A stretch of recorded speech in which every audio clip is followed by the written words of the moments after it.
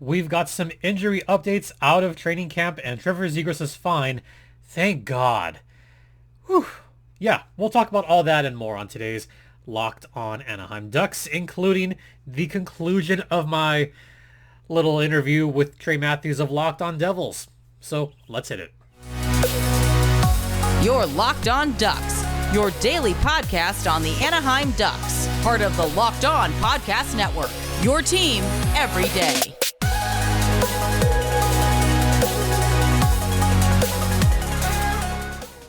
Hello everyone, welcome to Locked On Anaheim Ducks, part of the Locked On Podcast Network.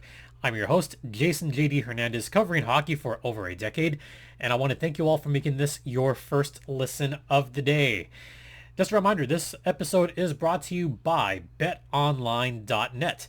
BetOnline has you covered this season with more props, odds, and lines than ever before. BetOnline, where the game starts. And we've got a little bit to talk about. So I'm going to put this out there right now. The last two segments on the audio side are going to be the conclusion of my interview with Devils host Trey Matthews. You know, a little bit more crap talking, but it was fun. So do check that out later. Let's get to some updates ahead of the final preseason tilt between the Kings and the Ducks. Let's first start with the most important update. Trevor Zegras. He's fine. Whew. Yeah. I was a little bit afraid that he was going to be out for the rest of the preseason. I was afraid that he might spend a couple days on the aisle, but no, he appears to be fine.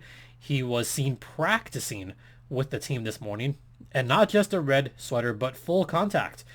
And even better news, according to Coach Dallas Eakins, and this is thanks to Lisa Dillman, apparently, Z's going to play tomorrow night after all, or tomorrow afternoon rather. So Zegras will play in the final tune-up against the Los Angeles Kings. That is the good news. However, a little bit of other injury news that I do need to bring up, and that has to do with Noah Warren. Now, Noah Warren, he's still young. I had said before that I think that he's probably going to wind up going to juniors. That's what I think will wind up happening. But it might be a little more than that because you see, there's apparently a lingering ankle issue that is keeping him off of practice. And according to Lisa Dillman again, he was seen around the iPad with hockey ops just going over some stuff. It appears that Noah Warren is not going to play in tomorrow's preseason game. And honestly, I think he winds up going back to juniors, but spending a little bit more time with the Ducks brass and going over some more notes, which is nothing but good. You want that for one of your future prospects. Noah Warren, he's only 18 years old. He is still somewhat raw. He is still learning little bits here and there, like little nuances of the game is what he still needs to work on. But he's on his way. He's really on his way. And again, only 18 years old. And having a year in juniors would be good for him, honestly. So that's the updates out of Ducks camp. Also, we're seeing that Zegras was kind of having a little bit of fun this morning practicing with Strome and McTavish. Good to see Z back out there and good to see him just kind of being a little loose, having some fun. And speaking of a little bit loose, I don't know if you guys saw the Ducks Twitter today, but there was a little bit of fun where different players from the Ducks tried to draw the old school logo, the old school Mighty Ducks logo.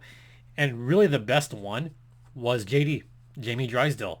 He had the best drawings out of everyone on there. And Drysdale is he's just a sweet guy. Like, you could have lunch with him and just talk with him for a few minutes. That's what he seems like. So yeah, a little bit of brevity, a little bit of fun. We always like that. So with this being the last preseason game, there's still a couple roster spots up for grabs.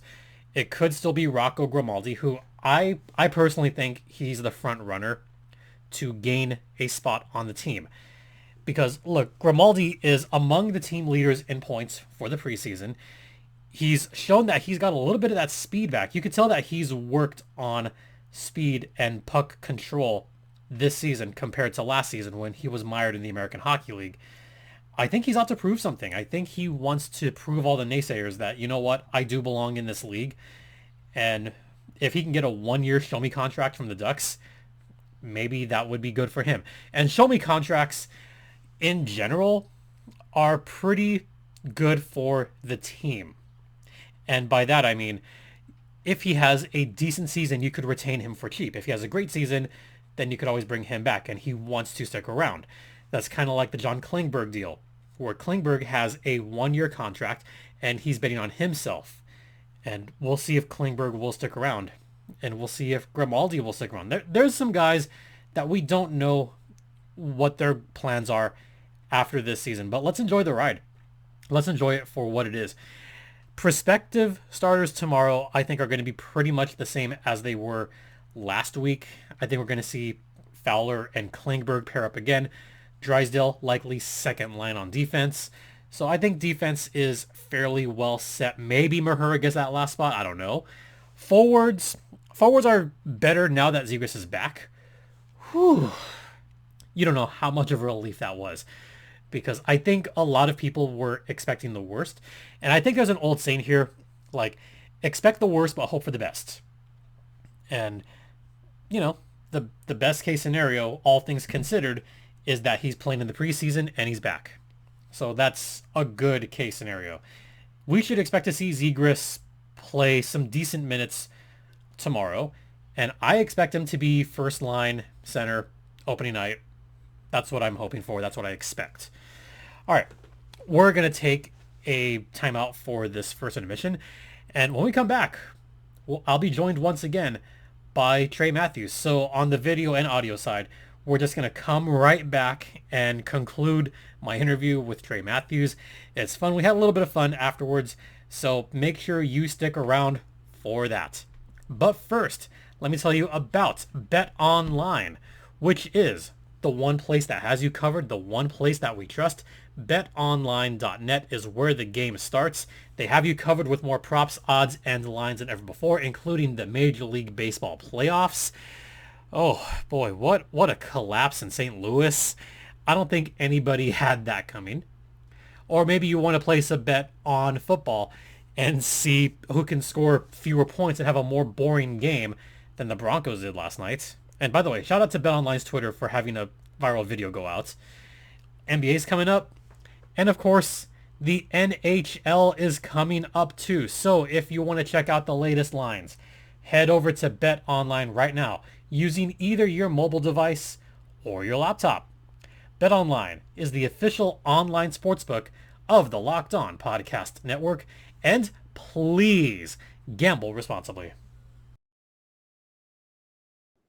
In all seriousness, Jack Hughes is my guy just because of what he's been able to do for the organization. Yes, he got off to a late start. Yes, he, as a first overall pick, he had the worst overall performance for a forward since Joe Thornton in the 90s. Or then Alexis Lafreniere came, but then that's a different discussion. That's a whole other thing, yeah. Yeah, but so Jack Hughes' rookie year, not good. But then his sophomore year, outside the Metro, no one was really talking about him. But he showed glimpses of significant improvement. And then his third year just took it 5 steps ahead. He was on pace to get 90 or 100 so points. I've seen how he makes the people around him better. He's still able to get opportunities for himself. He's proven that he's adaptable, except being moved to a winger position, which I don't know why Lindy Ruff decided to do that, but he wanted to keep like Nico Hischier, Jesper Bratt, and Jack Hughes on the same line when he returned to injury. That wasn't going to work, and I'm glad that they only stuck with that for a couple games. But digressing a little bit, Jack Hughes has proven that he can help others around him because, look at what he was able to do for Yegor Sharangovich and Yanni Kuokkanen, and now look what he's doing for Alexander Holtz right now, because going into training camp, there was discussions as to whether or not Alexander Holtz would begin the year in Utica or not. But now Alexander Holtz is pretty much a lock to be the top 6 guy, and that's thanks to mostly Jack Hughes being able to make Alexander Holtz stand out a little bit more. And I think Jack Hughes has a chance to put it. Look at this tenacity right here. How can you not go with Trevor Zegras? Of course I'm going to go with my guy Trevor Zegras. You know what? Okay. Yeah, I know you are. I wouldn't expect anything less, but but the facts are the facts. Jack Hughes, statistically this year, the fact of the matter is this. Like, look, okay, the facts are there for us, JD. And I'm not trying to I cannot wait. I cannot wait until Trevor Zegras outscores his buddy this season, because they're good buddies off the ice. I know. The battle of the bromance. And Cole Caulfield and Trevor Zegras, great friends. So let's talk about Zegras for a hot minute, shall we? Let's do that. You talk about a player that makes his teammates better. I already mentioned Sonny Milano. How about making guys like, you ready for this? Making guys like Derek Grant a perennial fourth liner better. Making other guys that are otherwise, I don't want to say. I literally said that with Yanni Kuokkanen. Where's Yanni Kuokkanen playing right now? Overseas. Where's Sonny Milano going to play right now? Sonny Milano is not having a good impression on the Flames. I think Milano does not make the Calgary team, and he's going to wind up probably in the American Hockey League. I think that's where he might end up. At least he's in North America. Yanni Kuokkanen oh my God. At least he's in North America. First of all, Kuokkanen could probably play in the AHL over here too, for what it's worth. And why isn't he? Because he chose to play in Europe, and maybe Milano could wind up playing in Europe too. He could go the way of Sean Backman or Colton Yellowhorn. There's some names you don't know about, but let's talk about Milano making other guys better. A lot of that Ducks team was a hot mess for the past 2 seasons. I mean, come on. There's a lot of guys that are no longer on that team. He made Danton Heinen better. He made everybody around him better because he is that playmaker. He makes everybody on Junior's team better. I point out that Trevor Zegras also has a little bit of that instinct. There's a certain NBA player that also had that kill. Not that Jack Hughes doesn't, but who else will take on an entire country before a game, before a gold medal game, and pretty much tell them off and say, you know what? They haven't been tested yet, and we're going to win the gold. Zegras could have that crap after the game, or he could have said it, days before. But Zegras decided to give Canada bulletin board material, and he wound up scoring a point and winning the MVP of the WJC tournament that season because Trevor Zegras has that just panache with him. He has that little bit of moxie. That's what I think could separate Trevor Zegras from most other players, is the killer instinct, proving everyone else wrong. It's the mind. It's I'm better than you, and I'm going to prove you all wrong. I think Zegras is also going to prove a lot of the haters wrong that say, oh, Zegras is a... And there has been a lot of sports saying that he's a fluke. It's going to be that little bit of an edge that will propel Zegras. You ready for this? I think Zegras could have a monster season. He could get an 80-point campaign in his... what season? His season. Could it match Hughes in his third season? I think he could surpass that total even. Okay. Really, now that Zegras will get top 6 minutes, finally. Okay. For reference, JD, 49 games. So through 49 games that Zegras plays in, 49 games that he suits up in, you expect for him to have 56 points, at least. It could happen. Given who he's around now, as opposed to last season, I could see it. Okay. All right. I'll hold you accountable for that. Jack Hughes. He's finally going to get top 6 minutes to start the season. Thank God. We're talking about create for himself and for others, because Jack Hughes had 26 goals and 30 assists for a grand total of 56 points. So that's the dictionary definition of create for yourself and others. Somebody has to take over all those points that Getzlaf had. Somebody has to take those over, right? Okay. Why not Trevor Zegras? Zegras finally being a first-line center will help. I'm just saying, Jack Hughes was an all-star this past year, so that's also something you need to take into consideration, because despite missing so many games, Jack Hughes, an all-star, baby. I could say Trevor Zegras was technically an all-star. He was technically in the all-star festivities. No, let me rephrase that. He was technically in the all-star festivities. The Pacific Division is a pretty stacked division. And I'm sorry, Trevor, but Troy Terry did deserve it. I mean, I'm sorry to say that, but Troy Terry had a monster season. now that we're going to see Terry and Zegras together on a line, it's going to be fun. It's going to be so fun to watch. I want to read you a quote. Oh, here we go. All right. What's the quote? Excuses are the tools of the weak and the incompetent used to build monuments of nothingness. Those who excel in it seldom excel in anything else but excuses. Oh, buddy. I'm just trying to say, like, you're making excuses for Trevor Zegras not being an all-star. Okay, but Jesper Bratt arguably was the best player for the New Jersey Devils. Oh, here we go.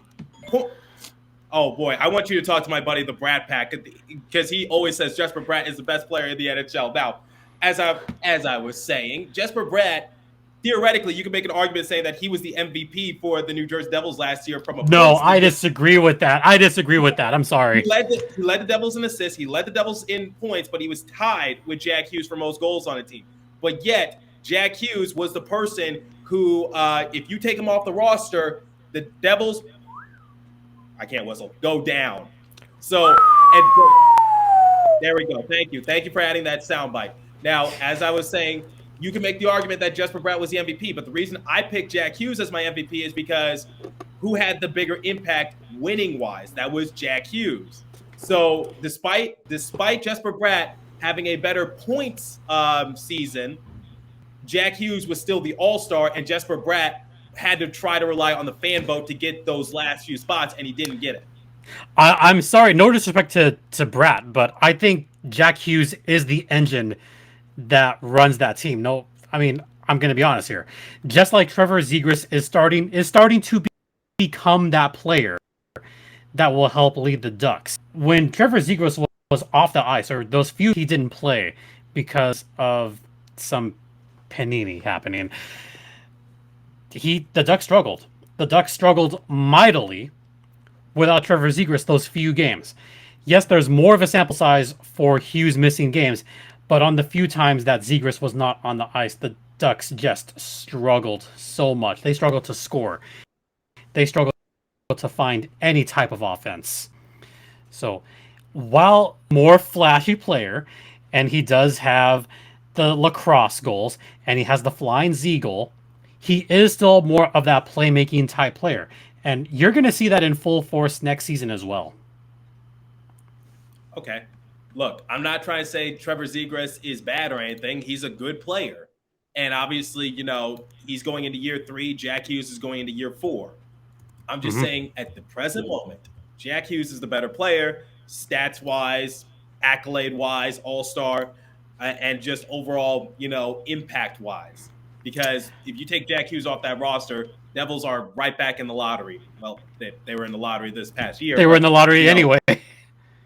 But Jack Hughes missed most of the year. He missed a good chunk of the year. So, and the Devils were dealing with a lot of injuries as well, and also the COVID didn't help them. So, and I know. Trevor Zegras game, point per game is in Trevor Zegras. I think he will get at least a point per game. Okay. Like I said, Trevor Zegras is a great player. I strongly disagree that he and Jack Hughes should both be rated an 87 in the Shell video game. I think Jack Hughes should be at least a point or two higher just because of look, the stats don't lie. Okay, stats do not lie. 49 games, 56 points, 75 games, and 61 points for Zegras if my memory's good. So I'm just saying there's different levels to this. So almost the same amount of points. I think you need to look. You look at the micro stats for NHL EA ratings too, though. There's got to be some micro stats that we're overlooking, right? Yeah, it's called being the cover athlete, so they kiss up to you a little bit more. It's called being the cover athlete. Freaking right. There's a reason he's a cover athlete. There's a reason for that. Yeah, it should be. Yeah, but I get why they kiss up to him. They kiss up to him. Oh. They pad his stats a little bit more. But I still die on the hill saying that Trevor Zegras wishes he was Jack Hughes. Why else? He did the stick toss in the air. He copied his buddy.